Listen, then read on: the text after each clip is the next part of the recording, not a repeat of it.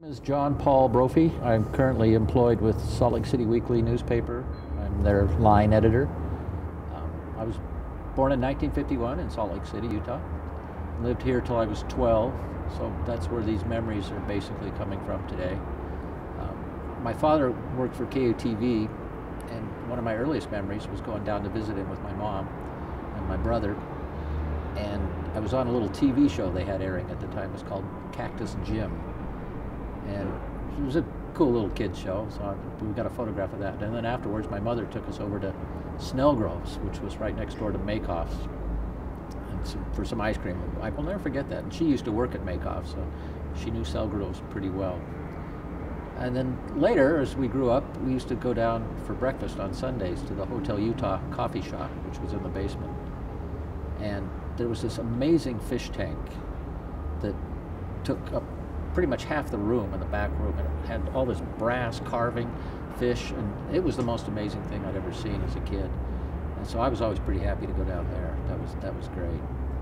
And that ended up being our default breakfast one Sunday when my mother forgot to make a reservation at some restaurant, and my father about lit up. But you know, you could always get a seat in there, and the food was great. It was a really neat place. The lighting of the Tribune Christmas tree was another one as I got a little older.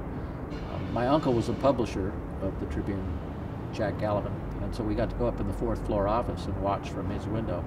They would cut a tree every year and bring this huge tree downtown and set it up in front of the Tribune, and then it'd get all set up, and then there'll be a special lighting ceremony.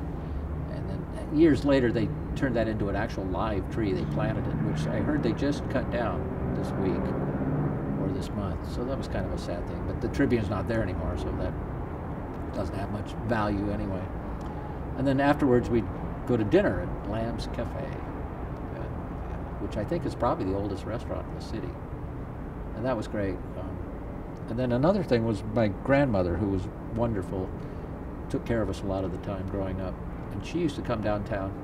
She didn't call it downtown, she called it going uptown.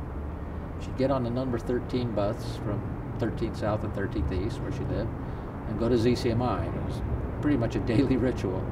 And then one time she took us down to the Center Theater to see The Music Man. I was 11 years old.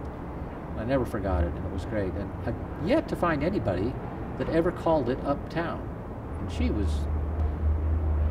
died in '82 at the age of 80, so I think probably folks of her generation maybe did call it uptown. But now here we are at the Downtown Story Project. So I never did understand where that came from. I even asked my wife, and she goes, "Hey, you're dreaming." I said, No, she really used to say that. So that was some of my best memories. I was associated at a time with a landmark in downtown, which I wore this for the very reason, the Dead Goat Saloon, which turned out to be, along with the Zephyr, two of the most premier music clubs in the Intermountain region.